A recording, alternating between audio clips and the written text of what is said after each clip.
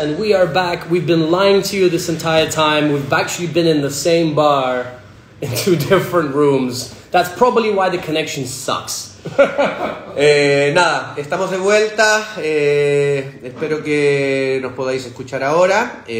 Bueno, nada, habíamos tenido un pequeño problema. Estábamos haciendo además el idiota porque estábamos en dos habitaciones diferentes de el mismo lugar, que estamos en mi bar. Estamos en Perdita. Y nada, hemos decidido apagar el otro teléfono y hacer la entrevista a esta distancia. Entonces vamos a continuar ahora con la parte que habíamos dejado, que es Dan contándonos un poco de su participación y qué fueron las claves de Cocktails for You.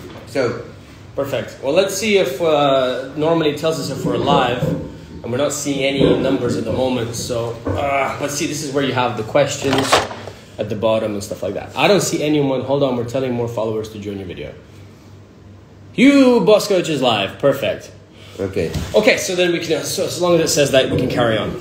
So, with regards to, let's make sure that we're both in the shots, right? Boom. So yeah, come on in. So we're both here.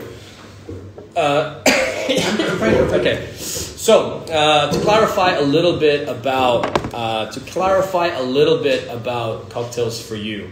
Cocktails for You was not founded by me. Cocktails for You was founded by Eddie Rudzinskas in 2013. Cocktails for You already existed. It was on Facebook first, then it was on Instagram. He ran that whole thing for 4 years while bartending simultaneously in a small hotel in his city, well, his village of 7,500 people. Now, I met him at a competition. I was leaving my bar. I joined him. We became partners because I didn't want to work for someone else. The distance, yes, where I traveled. We are together. Anyway, and long story short, with regards to what made Cocktails for You different from a lot of other places, and this is the key to success in my opinion, is that a lot of these groups, Cocktail Art, Cocktails for You, well, excluding Cocktails for You, there's Just Imbiber, License to Distill, there's so many platforms now. The difference between what they're doing and what we were doing is that they existed in the virtual reality world. Now, the virtual reality world is great, but it's very competitive. It's very difficult to stand out. And what do you mean by the virtual reality? Well, the internet. The internet. The virtual reality. So it's someone somewhere that you only know through this little thing here, right? And someone somewhere making cocktails online, it's completely disconnected with what bartending is, right? Yeah. So, and yeah, they might be cool, but you have no real physical connection. You cannot build. It's very difficult to build a genuine, real, like an emotional thing. Emotional with your community when all you're doing is making cocktails. Unless you're like a vlogger where you share your life and people get interested like very personally. What do you guys do different? So what we did different was we were like, okay, well, we exist in the virtual reality world. There's no money at the moment. There's nothing. Well, we have to bring ourselves to reality. People need to be able to feel us, touch us, talk to us. They already think it's a cool platform, but nobody else was doing this. No one else, maybe Cocktail Art a little bit, Diego Ferrari was, but he wasn't, it was a little bit different.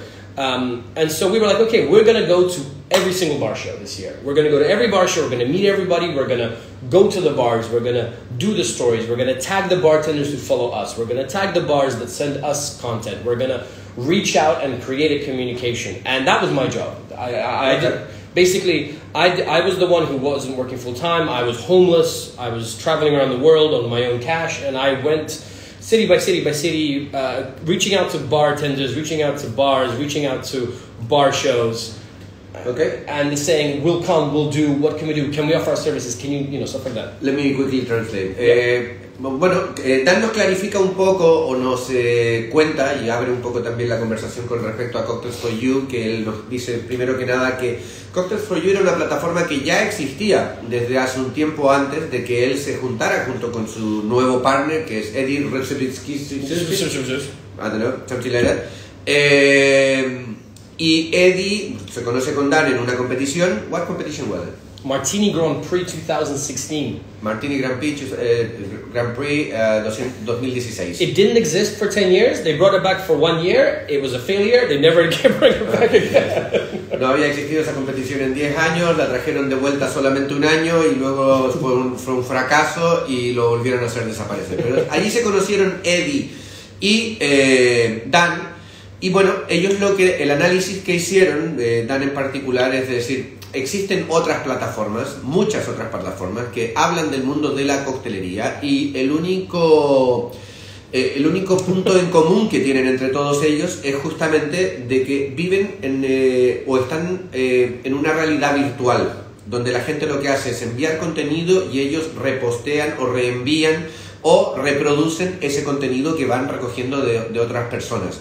Entonces la diferencia de Cocktails for You fue, y este era el trabajo de Dan particularmente, de ponerse como objetivo de, sin dinero, sin budget, sin casa, sin marcas que estuvieran involucradas en aquel momento, poder de alguna manera participar activamente de todos los bar shows a nivel internacional, o la gran mayoría. How many do you reckon that in the first few years of Cocktails for You, how many per year, how many bar shows did you guys went to, roughly? Well, it must have been at least 20 plus. 20 plus. There's lots of small ones you don't know about.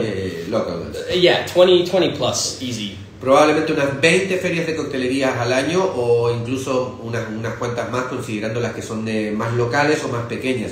Entonces la idea de ellos era no solamente ir allí, conocer a la gente, darse a conocer ellos también, sino que además generar el contenido mientras estuviesen allí. Lo mismo que también era de ir a los bares, hacer un guest bartending o participar de algo con los bares y pedirle a los bartenders de, oye, dame tu Instagram para que te pueda taguear o dame tu Facebook para que te pueda lo que sea.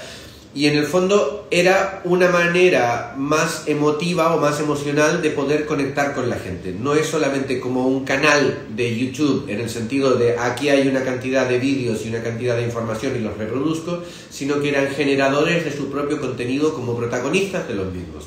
So at the end, we can say easily that the different angle was that you guys were generating the content and not only managing the content of somebody else or other people that they were sending content, which you also did, and they also do still nowadays. People send videos to Cocktails for You and this and the other. But at the time, I don't know how much it is now right now, but at the time you were generating your own content. You were being the producer and the actor in a way. Yeah, the channel and the production company. I think what genuinely makes people, when people saw that we can come and do a guest shift and we're not shit, where we actually can bartend and make good drinks, suddenly like, wait, Cocktails for You can come to my city. And when they see us go to, like, we went to places, nobody invited us in London, nobody invited us in Berlin, in Paris, they didn't give a shit about us. So we're like, okay, well, let's go to the cities where we do have people who invited us. Okay. Let's go to the places where people are interested. Why are we trying to focus on the famous guys who think that we're just Instagram bartenders? Fuck it, fuck you. So we went to Uzbekistan. Man, Uzbekistan, the average bartender salary is 200 euros a month. And that's if you're lucky. You know, so we went there. We went to Kazakhstan. We went to Lebanon. We went to South Africa. We went to Croatia for a tiny-ass bar show called Zagreb Cocktail Week. And we went there and we spoke and we went to see them. And the next thing you know, the big guys are standing there going like, why does everybody like these guys? Well, because we go without being pretentious and snobby and just speak to them and they can feel us, touch us, talk to us and share whatever the fuck we have. That's great. Lo que nos cuenta un poco Dan es de que también la manera, el approach que ellos tuvieron en aquel momento fue de que, claro, no los conocían tal vez la gente más famosa, los lugares más trascendentes como podía ser un Londres, un París o una Alemania, un Berlín, por ejemplo. En aquel momento no estaban invitando a Cocktails for You de, oye, esta gente tiene una plataforma muy exitosa y están haciendo cosas muy bien y queremos que vengan y participen. Entonces ellos, en vez de intentar forzar de que esto sucediese, se dedicaron a prestar atención a cosas tal vez menos usuales, como por ejemplo viajes donde iban a un bar show en Uzbekistán o a Kazajstán o también a Sudáfrica o también a Croacia, a lugares que tal vez no sean tan reconocidos en el mundo bartender a nivel global, con bartenders demasiado famosos, pero donde la gente también era mucho más agradecida. El resultado de esto es que no solamente su plataforma empezó a coger muchos más seguidores y a tener un peso específico mucho más elevado, sino que además las grandes ciudades, las grandes plataformas, los grandes bar shows también se dieron cuenta de que lo que estaba haciendo Cocktails for You era diferente a nivel de contenido que lo que hacían otras personas o otras plataformas. Right, that's cool. I think I didn't have this question, but now that I was thinking, I like you to share a little bit of this, the project that it was called The Vagabond. Yeah. Okay, so I did a project called the Vagabond Project. That was actually the reason Eddie let me become a partner of Cocktails for You. I sold him the project essentially. A long time ago, I used to bartend when I was less fat and a bit more stamina. I was late for this live stream. I ran for like 10 minutes and we were late because literally I couldn't breathe. And then back in the day, I could say, oh, I worked 16 hours a shift and then got shit-faced and don't give a fuck and came back to do it the next day. Not anymore. Anyway, so what happened was, a long time ago, I used to work in a bar called Tales and Spirits in Amsterdam. When I left the bar, we were 1 month before the World's 50 and we made number 18 that year. All right. So that was a good highlight for me. And they stayed in the top 50 for another year, which is good for my CV. And anyway, so because a lot of people were like, okay, well, the main guy left and they're number 18. So that gave me credit. Anyway, so the point was, I wanted to be the best bartender in the world, right? I still think I'm shit hot for some reason, ego. But I wanted to be the best bartender in the world. And I didn't want to go to New York or Singapore or London to prove it. And then I thought to myself, well, to be the best bartender in the world, you must have seen the world, or you must have bartended all over the world. If you want people to vote for you in Tales of the Cocktail or get some sort of fucking honorary whatever, then maybe in order for that to happen, all people all over the world must know you. You gotta walk the walk. Well, yeah. And then I saw a lot of people getting International Bartender of the Year who haven't even fucking left their city. I was like, you know what? What can I do that they haven't done? I'm like, do I know a single person who's actually gone and worked for longer than one shift? What was the basic structure of what you wanted to do with the Vagabond project? Was it 1 month, one city, one place? Full time, 1 month, one city, one country. So one bar, yeah. So every month I moved to a different place, completely illegally, worked through friends in different cocktail bars all over the world. I did 11 countries at the end. I didn't fit it into 12 months. I fit it into 18 months because of work and whatever, and money. And I actually had a burst appendix in a plane as I landed in Kazakhstan on my way to Australia, so I missed Australia. So, but I did every continent outside of Australia. And apart from Atlantis? Atlantis, yes. Aquaman, I did not star in that film. Hay un proyecto a mí me parece un proyecto muy guapo, muy interesante que Dan hizo. How long ago was this again? 2017 till late 2018. 2018, yeah. Desde 2017 hasta, bueno, bastante avanzado ya el año de 2018. Originalmente el proyecto era sencillamente, oye, si quiero ser un bartender internacional, no solo por el reconocimiento, sino por la experiencia de ser un bartender internacional, tendré que viajar, tendré que ir a los lugares. Mucha gente hoy en día o en aquel entonces se era nominado como mejor bartender internacional y muchos de ellos ni siquiera habían dejado su ciudad o su país. Entonces Dan decía, ¿qué puedo ofrecer? ¿Qué proyecto puedo hacer? Que tenga resonancia dentro del sector, pero que además esté aferrado a una realidad. Y creó este proyecto que se llama The Vagabond, donde originalmente la idea era hacer un mes, una ciudad, un país, un bar full time dentro de ese mes. Y hacer esto originalmente la idea era hacer 12 meses, 12 países, 12 bares. Terminó haciendo 11 países, 11 bares, 11 regiones específicas y tuvo que estirar el proyecto un poquillo más para alcanzar a ese objetivo que era... someone. Okay. Juan Luciano is Argentinian. Hola. Y ahí lo que tuvo que hacer fue estirarlo un poquito más para que el proyecto alcanzara casi la magnitud de 1 año y medio. Very quickly, highlight like Best moment and the worst moment. The worst moment you probably already mentioned, which is when your appendix burst. And, yeah, that sucked. That sucked ass. That's fucking ass. Yeah, it was horrible. Best. There was so many. Every country had a cool moment. Like, first time I worked in the States, I ran. It was in Los Angeles. My first time in Los Angeles, I was running the Miracle on 9th Street Christmas pop-up in a city that doesn't have snow. Yes. That was cool. Then there was. The second time I worked in the States, I worked in North California. I worked in Santa Cruz. I met a woman whose name was Pasta. You know, that Pasta. They lots of really weird hippie people. Oh, right. Like, her name was Pasta. It was crazy. For me, that's a highlight. That's a weird highlight. South Africa, just eating local food, seeing their local, they call it fenbos. It's like local herbs.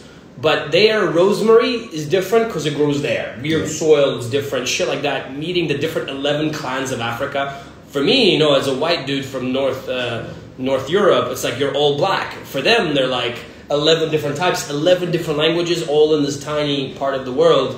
Completely different culture. It was crazy. While I translate this very quickly, I'm pretty sure that you remember. Can you tell me very briefly the 11... bars and cities or okay. So, countries. Hold on, just one second.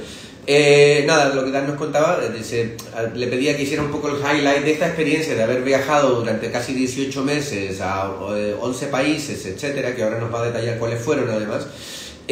¿Cuáles fueron los highlights, tanto momentos muy buenos, cosas que recuerden como que realmente le tocaron en el corazón o en la experiencia, y momentos muy malos? El momento más malo de todos, sin lugar a duda, es cuando viajando hacia Kazajstán de camino hacia Australia, que tenía que ir a Australia, le reventó el apéndice en un vuelo, en la mitad del vuelo, y bueno, fue un rollito, fue una historia importante.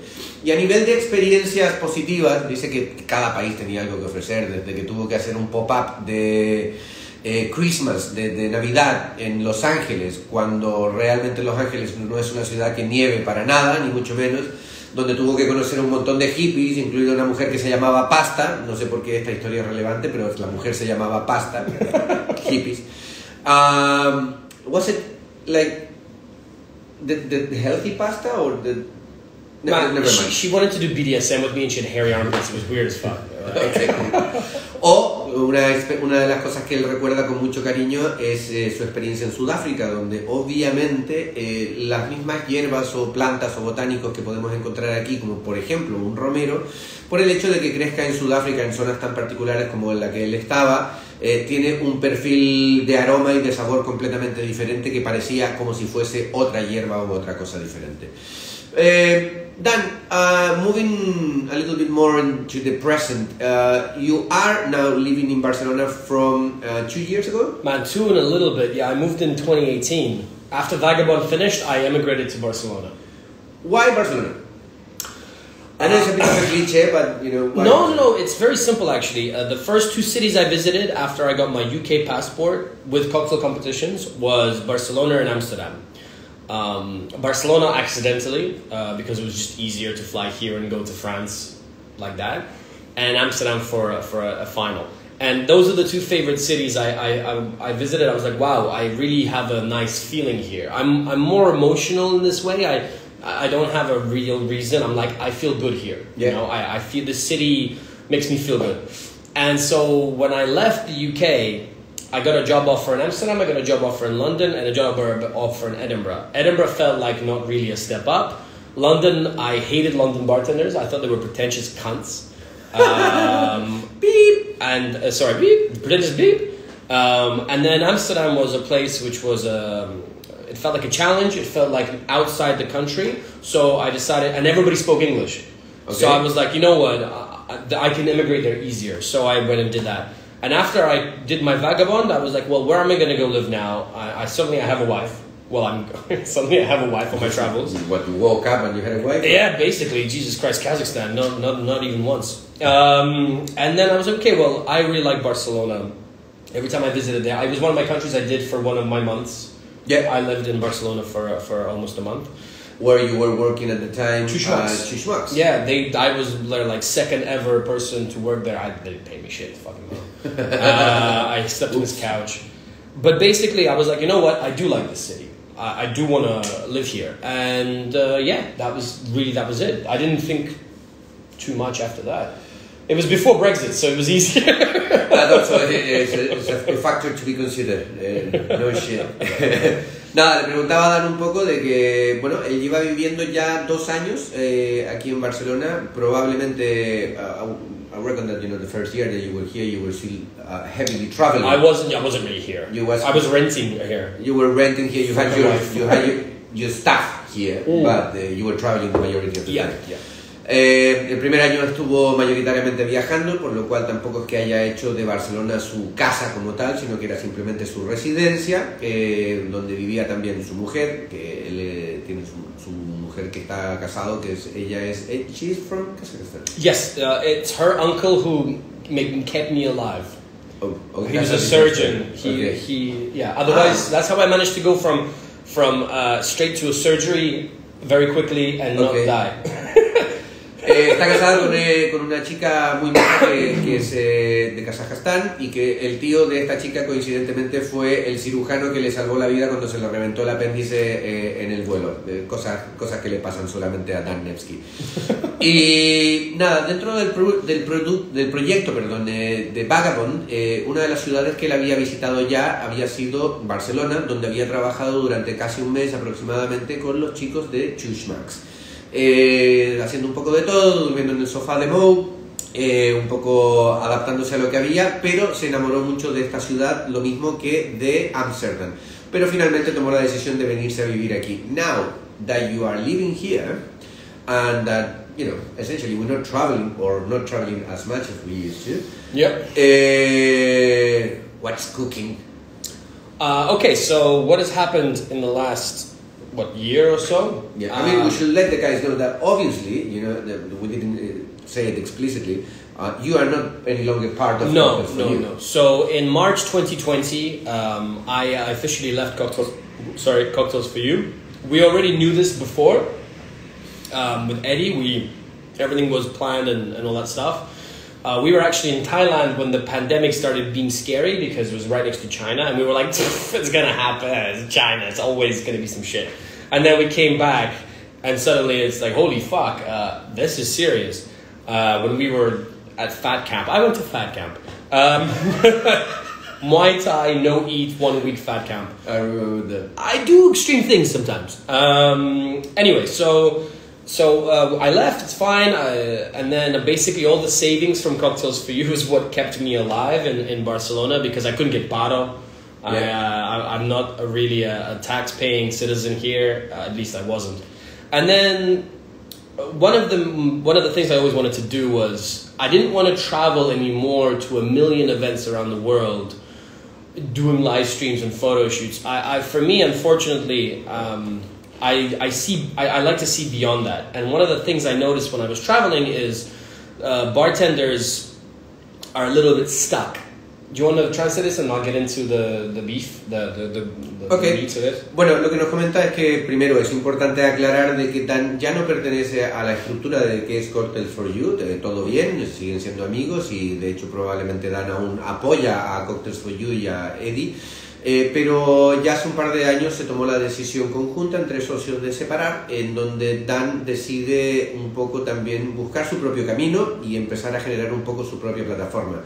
Entonces aquí vamos a juntar un poco los diferentes temas, porque por un lado quiero que Dan nos cuente un poco de su plataforma que él está creando, que se llama The Indie Bartender, y nos cuente un poquito más de esto. Y por otro lado quiero meterle en medio de esto la pregunta de qué tan importante, aunque suene a una obviedad, son las redes en el mundo bartending. So I know what you are about to explain now, which is exactly where I'm after, but on between that I just wanted to throw an extra question.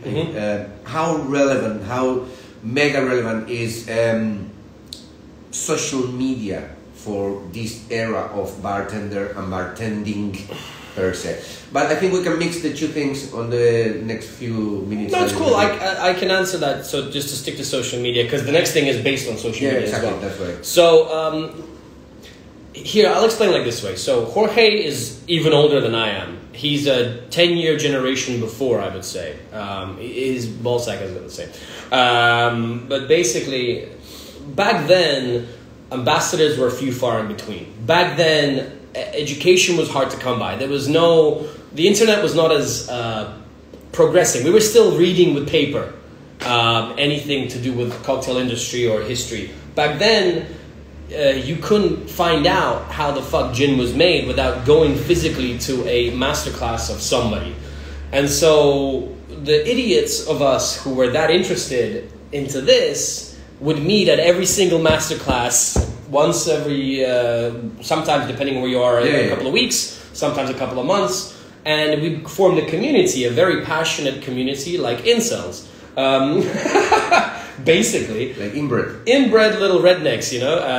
And so that was the situation then. As more information became available, as social media started, suddenly there became more and more information, easily accessible. You know, a bartender now can basically learn all the theory of bartending if he just sits down and reads, and he can get everything online, either illegally downloading or iBooks or whatever. Even tutorials in how to grab a bottle, do a movement, or exactly. You no longer basically need to make that effort. And us, I'll say us old fuckers who remember the good old days, in a way we're kind of jealous because our progress was much slower.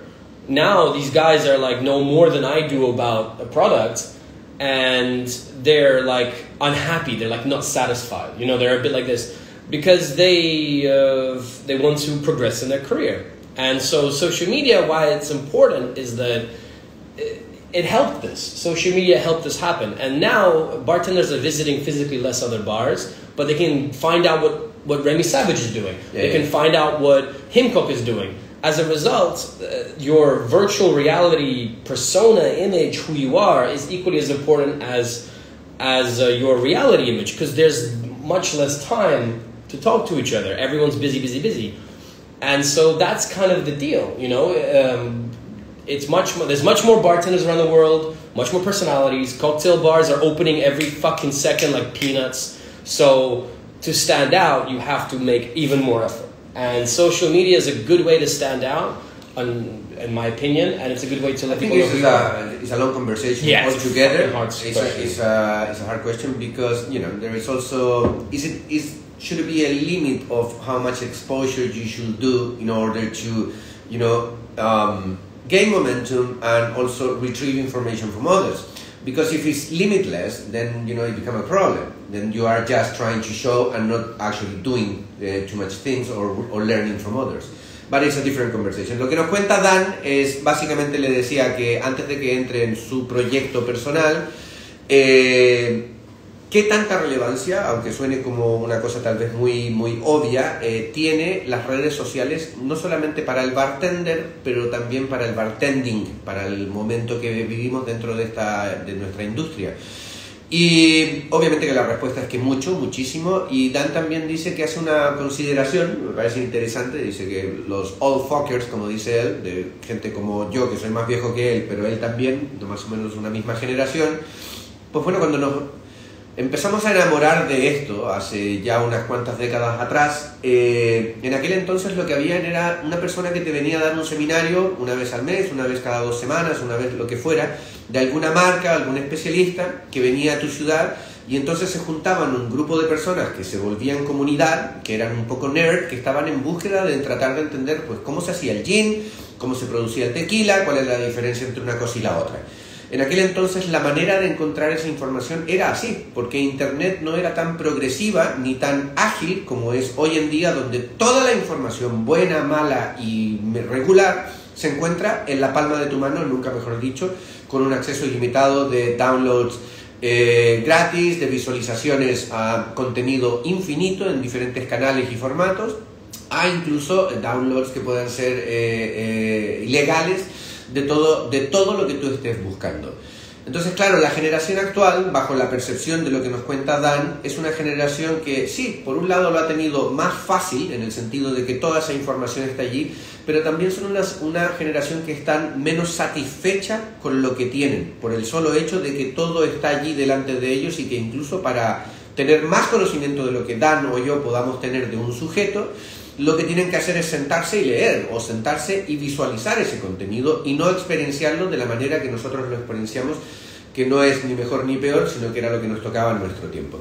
I think it's very interesting what you're pointing at, the whole thing about, how, us old fuckers, we had to walk the walk and actually go to places or attend to a seminar or actually physically move from A to B, to be able to then take notes and say, I think I now know, the difference between tequila and mezcal, whatever. Like one little step. One little step at a time. But fair enough, because of time constraint, we couldn't maybe get the same amount of information that nowadays bartender can get, in a shorter period of time. And we've got new problems. You can see my knees hurt, or like I have a wife, I have 2 dogs. You can run, Now, to give, I realized I didn't answer the question correctly a little bit. I just got into a prehistory, but to try and talk about the relevance of social media specifically. Bartenders all over the world can go on Instagram and find famous bartenders, right? There's enough lists, there's enough whatever. So they can get inspired. So you can have someone who's not living in a big city, able to communicate, send a message, comment, talk.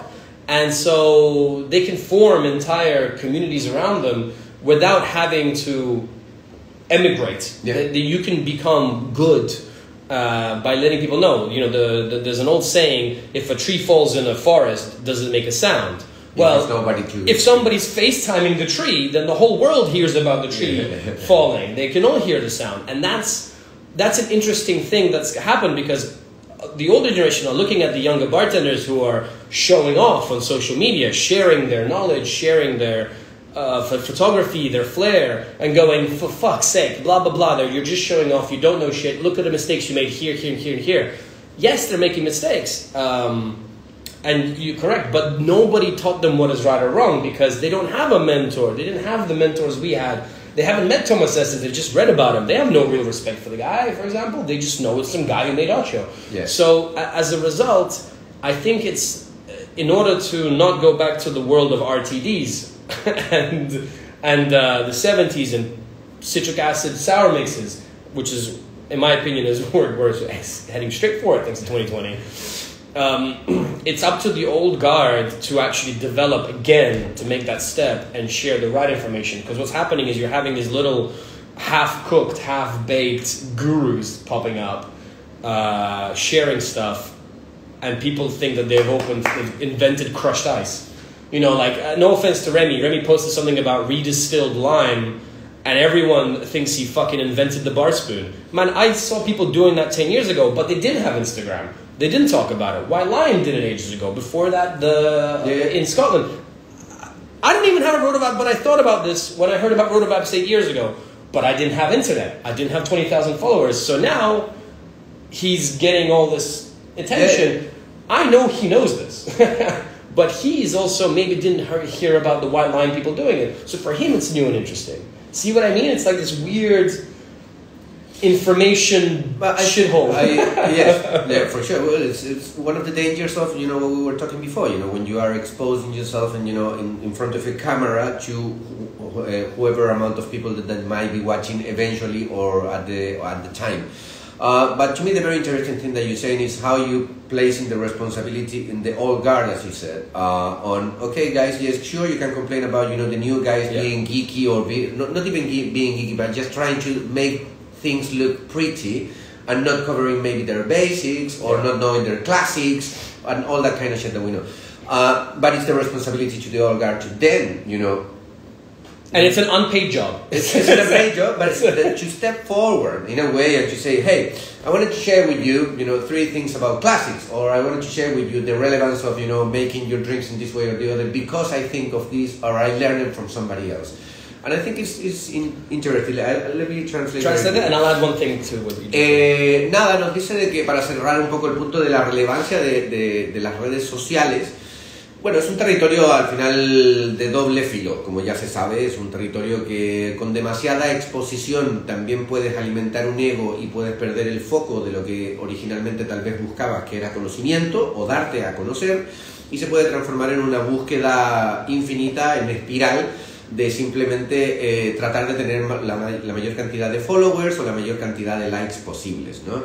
Pero que también él lo que nos dice, separando otra vez esto entre la vieja guardia y la nueva generación de bartenders actuales que hay, es que muchas veces los que pueden ser la vieja guardia, que sí tuvieron acceso a, no tal vez a la cantidad de internet o la cantidad de datos que existen en la palma de tu mano, pero tenían acceso a mentores, a gente que estaban allí para decirle, un Tomestes, por ejemplo, que se tomaba el tiempo de contarte sus experiencias en primera persona, sentado delante tuyo, diciéndote tu nombre, y eso te cambiaba la percepción de todo el mundo del agave y del tequila, como un ejemplo, ¿no?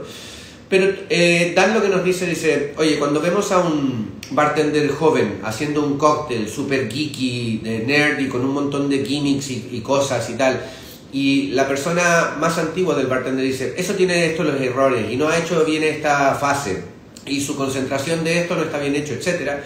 Al final lo que sucede con eso es que quejarse es gratis, pero tú no estás aportando nada, y la responsabilidad, según lo que nos dice Dan, es que la vieja guardia tiene que también dar un paso enfrente en redes sociales y no solamente quejarse o rajarse de esta nueva generación, sino que también decir, yo lo hago de esta manera, o contar también un poco su historia y tratar de depositar ese conocimiento, ese know-how, delante de la gente, para que eventualmente también los de la nueva guardia puedan recoger ese pequeño mentoring, aunque sea a través de redes sociales. And to add, this is actually not my original idea. We spoke earlier on about Aberdeen, Scotland, where I learned to bartend. We have a WhatsApp group with my generation of bartenders from that city, and we do what any WhatsApp group of friends do. We shit talk and make fun of. And for a while, we were shit-talking about like these two guys who are like Instagram bartenders from the city. And this is a 200,000 people city. It's a small city. And then one of the older generation from that group said, guys, but you know what? He's still in the city. He never left. And we all fucked off to London, to whatever, to Amsterdam. And he wrote, you know what? Fuck you guys. You all won some competitions. We had like a golden generation. You all left. You went to Amsterdam. You went there. You went there. You went there. You all got cool jobs. You now have cool expense accounts. One of you guys' name is on Coca-Cola. But you all left me, and I only have 2 bars, and a whole bunch of young kids who are looking up to you, but you never passed anything on to them because you were too focused on yourself. So obviously the level of bartending, when I go back to that city, I'm like, man, the young kids are idiots. They don't know shit. Because we never passed anything on. And so they turned to Instagram. They turned to Facebook. And he said, you know what? This is all your fucking fault. You guys did not. You just kept it for yourself. And that's okay. Good job. You're doing well. I'm happy for your families. I'm happy for your careers. But you didn't pass anything on. So this is the result. This is what happens when you fuck off. He's like, and I'm still here. I'm still trying to. My teams are good. Bueno, mira, lo que nos dice Dan un poco como ejemplo, ya para finalizar este punto que decíamos, nos ponía un ejemplo empírico de experiencia personal suya de cuando vivía en Aberdeen, de que él pertenecía a una generación en aquel entonces de bartender que todos, o la gran mayoría de ellos, terminaron encontrando muy buenos trabajos en ciudades con mucho renombre, como puede ser un Londres, un Ámsterdam, etcétera, etcétera, o trabajando para marcas, y algunos de ellos incluso su nombre aparece en la botella de Coca-Cola, no lo sé. Pero en el fondo lo que él nos dice es que recibió una crítica de uno de sus amigos de aquella generación, que fue el único que no se fue de Aberdeen, sino que siguió allí, sigue trabajando en el mundo de bares, tiene sus propios bares, etcétera, donde él le decía, chicos, ahora cuando volvéis vosotros a Aberdeen y decir, esta generación no tiene ni puta idea y no están haciendo bien las cosas y el nivel de bartender ha caído mucho, etcétera.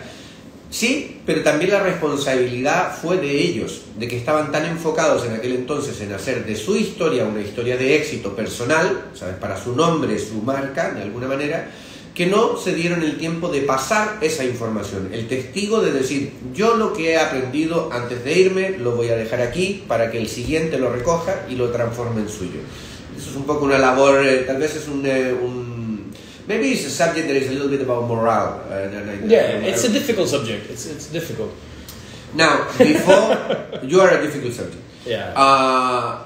before anything else, I really want you to explain about current project, which is Indie Bartender, what you up to, what you're doing, how you're building it.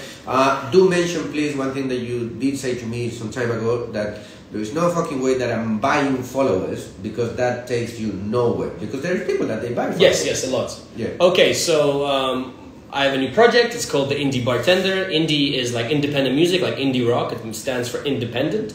With regards to social media, the worst thing you can fucking do is buy views and followers. Like, I can go on every people's profiles and I can look at their stuff and I can see when it's people are buying followers or people are buying views. That shit doesn't help you in the future, because what happens, Instagram recognizes after some time that these are fake accounts, and then you actually get less exposure. Also, like, for example, I have 2,000 accounts who follow me that are dead. Dead accounts, according to Instagram, is people who log in once a month. Right. And if you have 15,000 followers and 2,000 of them are dead, and because of the Instagram algorithm, they show them your content, but they're not liking or commenting, then Instagram thinks that your content sucks. So when I'm hitting 15K, I have 500 followers to go, I'm actually going to go and look through all my followers and get rid of 2,000 people. I don't care about losing numbers, because at least more people who follow me get to see my shit. Because they don't get to always see it. The algorithm, I don't mind losing 2,000 followers, but I'd rather the people that follow me, their content comes up, because they don't see it at the moment. They don't see it because 2,000 people might get exposed to it. And let me translate this because I think it's very interesting. Nos cuenta de su proyecto personal que se llama Indie Bartender. Indie obviamente viene de independiente, como el cine independiente, como la música indie, etcétera, ¿no? Que es la plataforma que le está generando, y habla que desde su plataforma el proceso de seguidores, ¿no? Y el proceso de views, que es una cosa que en Instagram particularmente tú puedes comprar, él no solamente nos dice que no lo recomienda, sino que lo detesta de alguna manera, porque él dice de que es una malísima inversión hacia tu propia plataforma. Cuando tú compras views o compras seguidores, lo que estás haciendo es que muchos de esos seguidores son gente que no tiene... Es un contenido muerto, que al final Instagram es capaz de reconocer de que tú estás trabajando casi como si fuera un fake account. Cuando tú haces eso, también lo otro que te puede suceder es que muchos de los que siguen, por ejemplo, en este caso a Dan o a Indie Bartender, dice que está a punto de llegar al número de 15.000 seguidores. Pues de los 15.000 seguidores, probablemente 2.000 están muertos. Muertos se refiere a una cuenta que tal vez una vez al mes se mete a la cuenta y que nunca le da ni un like, ni un emoticón, ni nada a ninguna publicación. Entonces al final Instagram piensa que tu contenido que tú estás presentando, cuando hay 2.000 personas que no están interactuando contigo de una manera más versátil, es un contenido que no tiene suficiente realidad, por lo cual te exponen menos a que llegue tu contenido a la gente que tú realmente estás intentando llegar. Razón por la cual Dan dice que va a ser un ejercicio muy a saco, que me parece interesante, que es que ahora cuando vaya a llegar a los 15.000, que le quedan muy pocos para llegar, él lo que va a hacer es limpiar 2.000 seguidores y desecharlos, aunque pierda números, para tener mejores seguidores de gente que sí está dispuesta o interesada en escuchar lo que Dan tiene que contar. Tell us, content, what are you trying to do with the Indie Bartender? Is it a mix and match? Are you focusing in one thing specifically? Well, yeah. Tell us a little bit. Okay, so very simple. The Indie Bartender company is my new project, the Indie Bartender thing, and it is a combination of what we spoke about education, and as well as what the fuck I'm doing. The whole basic idea is very simple. There are some people in this world who are famous or infamous, who have a bunch of set of skills. This sounds like that movie about I have a set of skills and I'll kill you if you don't give me back my daughter. Okay. Okay. But anyway, let's relax. Let's begin. The point is that there's some of us who've been in the industry for long enough that we've developed specific technical skills, whether it's social media, communication, knowledge in tequila, knowledge in gin, and we have a whole bunch of stuff that we're good at. Now, why not find a way to be able to do interesting, cool, unique projects with whoever the fuck you want around the world and find financial ability to do that? It's the influencer model, right? The influencer model is simple. I have a bunch of audience. They want to see what I'm doing. Do you guys all want to see me go to Japan and share with you everything I see and learn? Why not? You know, and that's kind of the idea. It's creativity meaning financial stability. How does it work? Very simple business model. I have to work with brands, but I don't want to work with just one brand. I want to have a portfolio of brands like in your speed rail. And basically, it's simple as that. Here's my plan for 2021. Here's 12 months brand plan that the brands can understand. You can be a part of this. This is how much we need to invest to make this happen. The difference between that model where brands are just sponsors is that I'm also putting in my own money into this plan, right? You're an investor. That's the only thing that makes Indie Bartender different from being Remy Savage or Nico De Soto and saying, I want this money and I'm going to do this. And the brands are like, do they give or they do not give? Especially now in the pandemic when there's money, marketing money's gone down, they will count every penny and justify every penny. Yep. So very simple. Here's what I'm doing. You can join as a partner. If you don't join, I'm still going to do this. I don't need you. That's the independence. I'm still going to do this. But if I'm still going to do this and I'm going to be successful and you want to join 3 months later, you're paying the full fucking price because you got offered to join way before. And I'm sorry, it's not a you can opt in whenever you like. It's an annual contract. And where that gives value to both the bartending community and the brands is that brands like doing interesting things and brands are respected also for their brand ambassadors and their knowledge and their product. But we all fucking think Red Bull's cool as shit because they have all of these events but not all of us drink Red Bull, but we still think it's a cool brand. So that's the model. The model is I'm doing interesting things and they're only possible because of these brands that have people behind them, because people behind everything that I want to work with and we are doing interesting things. They might not be always relevant to the brand in terms of what they're producing, but you think that brand is cool because we're getting to do cool things. You're not afraid, before I translate all of this, first of all, that that there are brands that they try to take ownership of, the people that they're working with. Correct. They don't understand that they are working with somebody, and it's not that that person is working for them. Okay, it's a big difference between those two things. Yes. But some brands are very short-sighted on this, and they go like, "Well, I pay you, now I want you to dance," and you go, "No, exactly. It's not about dancing." And that's exactly why I'm also an investor. Right. That's the key thing that gives me A, contracts, and B, bargaining power. Oh, I put in 35K. Cool, so did I. What's your fucking problem? Yeah, exactly. We're equal investors in this. Now, the minus of this model, because every model has a plus and minus, is that in order for me to make money, I need to have 3-4 different brands. Yeah. And preferably not from the same portfolio, because then I'm going to have to dance. Yeah. So the key is, that's the independent model. The independent model is independent brands who can afford to do this kind of stuff. And I also wanted to add to this, now that I'm going to translate, that I think one of the cool things about what you are doing or what you are building is that brands should be able to see that by externalizing, through a person, yourself in this case, that is not working for the brand, it's not in contract for the brand, it doesn't have a payslip from the brand, you have a different model, they get a different level of credibility. Of course. Because you are externalizing through somebody who's saying, I'm an independent person, but I think that this brand is cool because I find out about this, I see the process on this, I tried in this, and I have experimented with this. And then you get a better credibility asset than not. Of course. Oh, cool. Tequila, pretending. Tequila Corrado has sponsored me, partnered with me for a year. I went to India, here. I did the videos. I showed it. All of you guys think it's interesting. And that wouldn't have happened if Tequila Corrado didn't become a partner. Are you trying to tell me something? I am suggesting heavily. But and then everybody was going to go, well, why the hell would a tequila company from Mexico pay a dude money and he went and spent it to go to India? Well, yeah, why? But is it cool? Fuck yeah, it was cool. Have you been to India? I haven't been to India. That's where we get all our limes.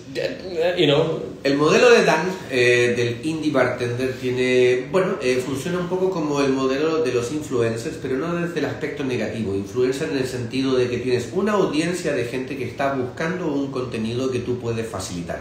Ahora, para hacer de este modelo rentable es donde tú tienes que encontrar la parte en donde creatividad se encuentra con una estabilidad financiera o estabilidad económica. Si consigues que estas dos cosas funcionen y encima lo que Dan ha hecho en este nuevo modelo que él está planteando, que es completamente diferente, por lo menos de todo lo que yo conozco, es que él además invierte de la misma manera que las marcas que van a invertir. Esto quiere decir, si por ejemplo él hace un contrato de cooperación con una marca, X marca, y la marca pone 10.000 euros, por dar una cifra, Dan pone también 10.000 euros. Entonces, al final es un modelo de negocio donde tanto Dan invierte sobre su propia plataforma como la marca invierte sobre su propia plataforma. Lo bueno de esto es que si la marca, equivocadamente, que suele suceder en algunos casos, piensa que simplemente por haberle dado un dinero de cooperación a Dan en este caso, son dueños de Dan y dicen, pues ahora quiero que hagas esto y ahora quiero que bailes como un mono, y tal vez no es lo que Dan está buscando hacer en ese momento, él, como propio socio de su misma plataforma, inversor de su misma plataforma, tiene más bargain power, en el sentido de puede pelear con mejores argumentos financieros, de decir, yo también he invertido en esto, lo mismo que has invertido tú, vamos a trabajar en conjunto, este es el contenido que quiero generar, y si te viene bien, lo hacemos en conjunto y tenemos un camino compartido. So, I think it's very interesting, the approach of saying, that I'm investing in my own, like physically, like literally investing in my own platform, as well as the brands that they are investing or will be investing, in the platform as well. Because I think it's key to be able to sit down and make them understand the real meaning of partnership. Partnership is I don't belong to you, you don't belong to me. Yeah, it's respect. Yeah. It's respect. I think. I don't know anyone in this industry, and this is for, like 8 people watching, right? Sometimes you can't even get 8 people to come to a seminar, so this is good. This is another thing about Instagram live streams and social media. You can have 15 people watching, 8 people watching, and you can't get those people to come to a seminar, and that costs a lot more than doing this. Yes. and on top of that, social media being powerful, I did a live stream with a guy in Nigeria. We only had 4 people watching, and he said, can you come to Nigeria? And I said, well, fuck, I don't want to just go. Like, if you arrange like a trip, you know what, I'll come to Nigeria for free. If you arrange a trip and I don't have any expenses, I'll gladly come and do a seminar, because I've never been to Nigeria. I think it's cool. One of those 4 people was an owner of a distribution company in Africa. The next day he wrote to me, he said, hey, you made a promise on a live stream last night that you're going to come to Nigeria if we take care of everything, and you'll charge no fees. So he was like, king, business opportunity. So it's not about the number of people. Did it happen? Well, we're meant to go next month, but there's pandemic. Yes. Nigerian Cocktail Week. It's a Nigerian Cocktail Week. Really? Yeah, and so here's the thing where it's like, that's the magic of social media. Like, so there's only 4 people there. One of them happened to have money and power, and he heard me say that, and he was like, cool, I just got an opportunity to bring some guy who's in some fucking list in Europe, free of charge, doesn't have to pay for his expenses, to come to Nigeria and share the knowledge. And that's going to be really good for my company. So it's not about the number of people you have, it's about the quality and who they are. Yeah, it's way more important.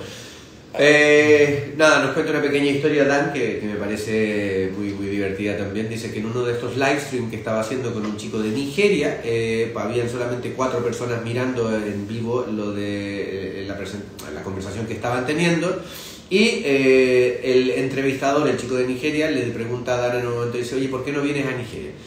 Y Dan le dice, mira, si eres capaz de arreglar un viaje, yo no necesito ni que me pagues los expenses, los gastos, ni tampoco que me pagues un fee a mí. Voy gratis porque me apetecería hacer esto siempre y cuando me puedas tú arreglar el viaje y cuidarme mientras estoy allí. Y se quedó un poco como una conversación, cachondeo, un poco un chiste, entre comillas, pero una de las 4 personas que estaba viendo este live stream era el dueño de una importadora en África, que al día siguiente llamó directamente a Dan y le dijo, ayer hiciste una promesa de que si te traían a Nigeria y te pagaban los básicos del viaje, el vuelo, el hotel, etcétera, tú ibas a venir aquí y no ibas a cobrar. Ese hombre entendió inmediatamente que llevar esa promesa a cabo, la inversión que a él le significaba de tener que llevar a Dan, era una oportunidad de negocios rentable para él, porque él iba a poder maximizar su compañía, su imagen, sus productos, su portfolio, a través de Dan, consiguiéndolo de esta forma. Y esto va a suceder, bueno, va a suceder. Está Dan a la espera de fucking pandemic para que pueda viajar, pero va a ser uno de sus viajes que va a hacer es a Nigeria. Nigerian Cocktail Week, is it the new one? Apparently it's the second year, well it would have been the second year. We're still waiting, I need to actually call him. Julian, I think he went to Nigeria. Yeah. No, Nigeria is massive. They have lots of money. You have Hollywood, Bollywood, and you have Nollywood. Yes. Nollywood is Nigeria. Yeah. The third biggest film market in the world. Wow, that's quite a thing. Listen, I think we're about to wrap it up, but you had a question that I didn't answer. I always have a question that you don't answer. It's our dynamic, it's how it goes. It's an endless process. Tiring sometimes. No, the only question that I wanted to ask you is a little bit more casual thing. Is maybe bars or bartenders that have recalled your attention. I'm not going to say the best ones on this or the best one on the other, because I think that's too subjective. But just your personal opinion on I found a really cool dude in a place some time ago. Doesn't matter if it was last year or I don't know, some time ago. I'll give you my example. Mm-hmm. The first time that I came across a bartender called Patrick America, who was specializing on sugars of the world. How pinpointed of a subject is that? How nerd you gotta be? Niche as fuck. How nerd you gotta be to do something like that? But to me, that guy was amazing. He really opened up a whole thing. What's your Patrick America? What's your... My Patrick America, just one, yeah? Well, you can say more. Okay, mine's not a bartender, it was a waitress. All right. So I went to Norway during my travels, and there's a bar there called Himkok, which is quite famous. And they're famous for the whole fermentation thing. They jumped on the fermentation bandwagon.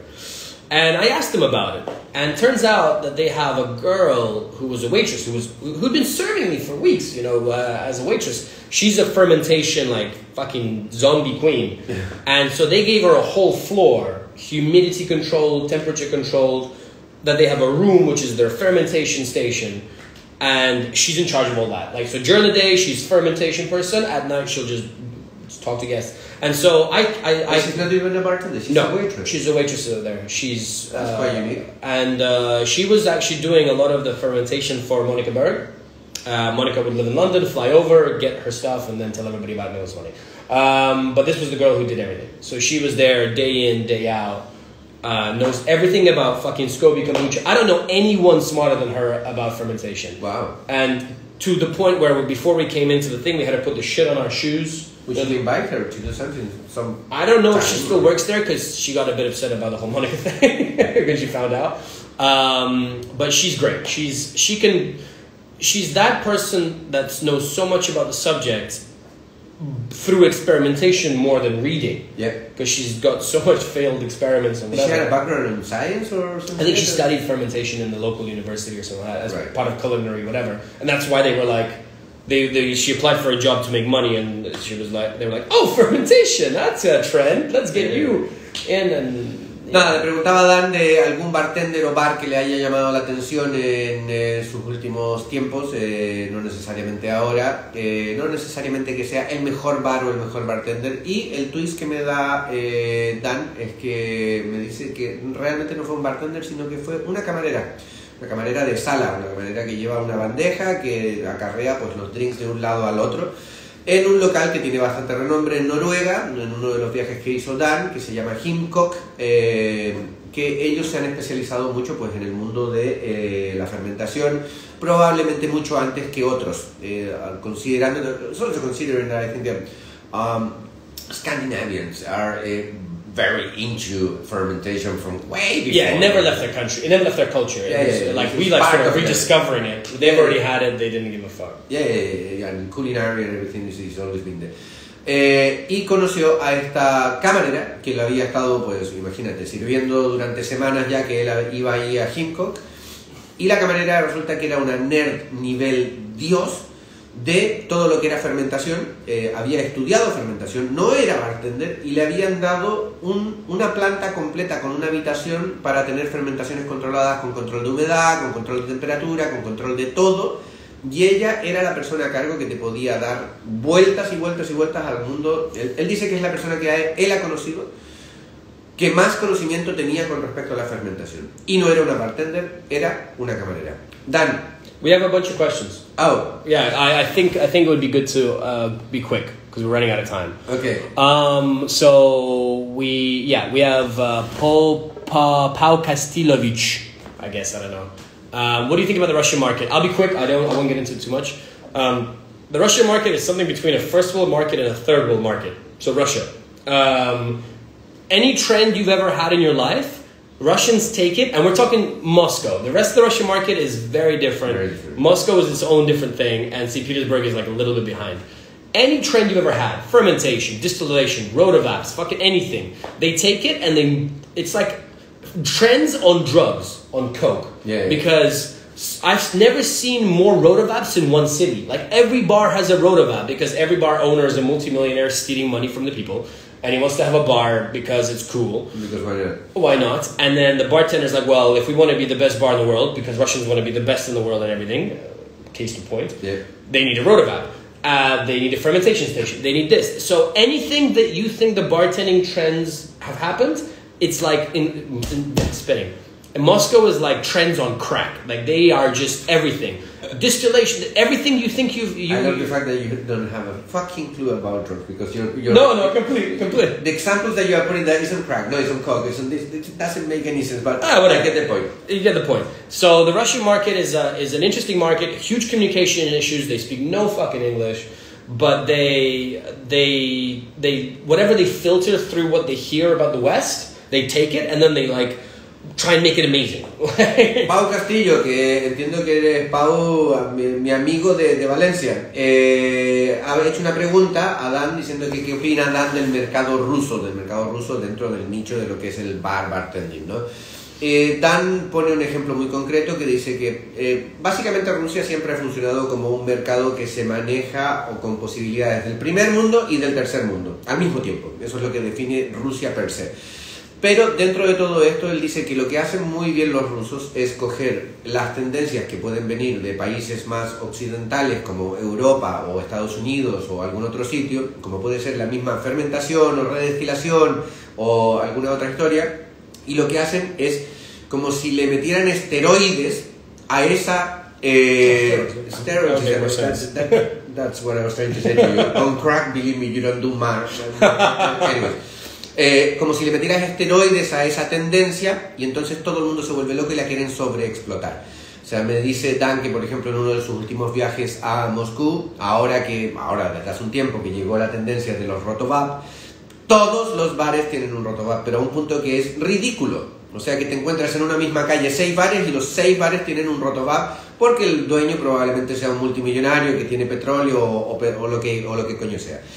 Y nada, que eso es un poco el mercado ruso, un mercado muy particular donde lo que se hace es coger tendencias externas que vienen de otros países, de otros mercados y reventarlas hacia arriba metiéndoles una carga de esteroides para que sean así. Was there any other question? Yeah, there's about indie bartender projects. Yes, you can rewatch the live stream. This one we spoke about it. Is it complicated to open a bar? Pretty much nobody can open an independent bar in Moscow. It's almost impossible. St. Petersburg is possible. It's probably cheaper than Barcelona. But is he asking, is it complicated to open a bar in general? He asked earlier on. Earlier on, he asked about Russia. Nada, a tu pregunta, Pau, de si es complicado abrir un bar en el mercado ruso, Dan nos dice de que, bueno, no es imposible, tal vez sea un poquito más fácil en San Petersburgo que en...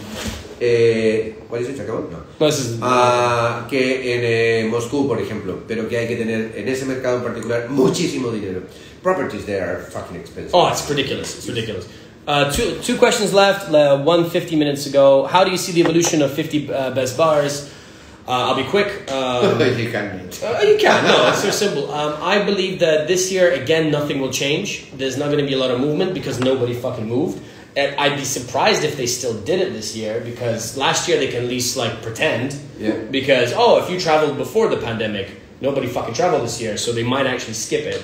It would be smart to do so, in my opinion. They could find a different way to... they will twist it somehow, yeah. They could find, but I think it would be smart to skip it.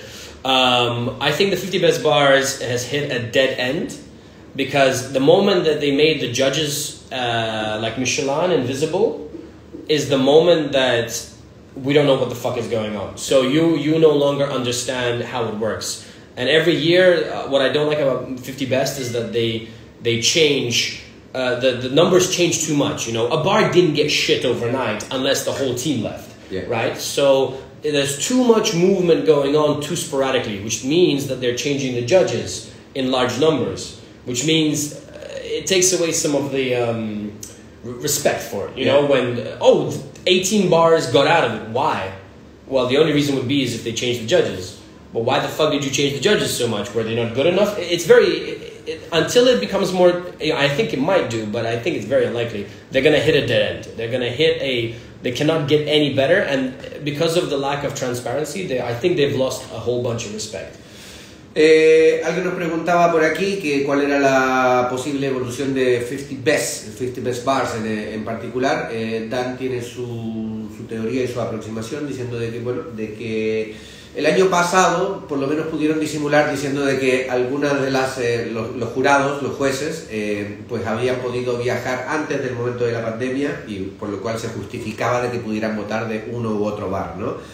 Pero en año 2021, que cree Dan que no va a cambiar mucho la situación con respecto a poder viajar, en general, él considera que sería un smart move, un movimiento inteligente por parte de 50 Best, de que no hagan la lista este año, porque es que realmente no va a haber la validación de los jueces viajando. ¿Cómo vas a votar por un local que no fuiste? ¿Cómo vas a ir a la apertura de un nuevo local cuando ese país no se puede entrar?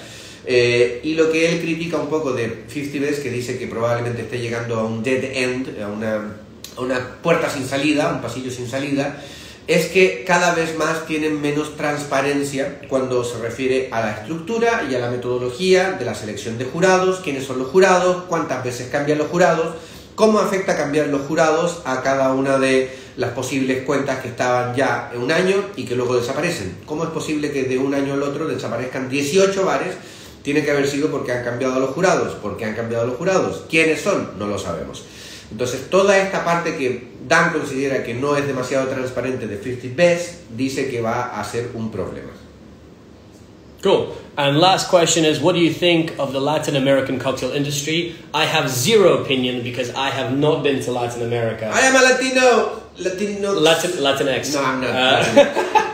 So I haven't been to Latin America yet. The closest I've been to Latin America is Mexico City, and that was for Bacardi Legacy, so I'm not sure that counts. We're not going to allow him, basically. I have been... I got contacted a week ago to go to Sao Paulo, to go to Brazil for a month. I'm not sure I can go for a month, but maybe for 2 weeks I can. You know that they don't speak Spanish? Yes, but it's still Latin America. No, South America. Whatever the fuck, it's Latin America. I'm Russian, it's Latin America for me. Anything South America is Latin America. Nope, but sure. Oh, what the fuck, man? No, you ruined my whole life. My whole worldview has just been crushed. For me, that's Latin America. Earth is flat. Yeah, okay, right. Anyway, I have no opinion. I don't have an opinion because I haven't been. Actually, one of the main reasons I want to learn Spanish this year, at least to a basic level, is so that part of the world can open up to me.